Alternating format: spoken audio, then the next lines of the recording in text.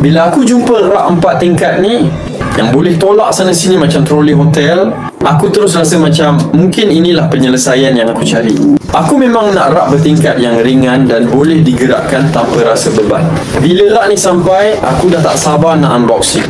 Bila aku buka, setiap bahagian rak tu tersusun kemas. Ada panel dalam keadaan lipat tinggal dibuka, butir magnet dan set roda.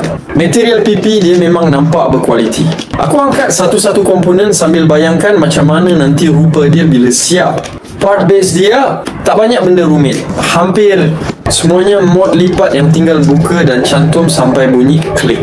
Aku biarkan terbentuk jadi satu petak pertama. Lepas tu aku ambil panel lain dan cantum kemas pada slot. Di satu sisi lekat, aku tekan lagi satu klik.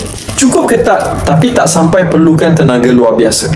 Dalam beberapa minit saja, beberapa panel sudah siap pasang. Masuk bahagian pintu. Aku pasangkan butir magnetik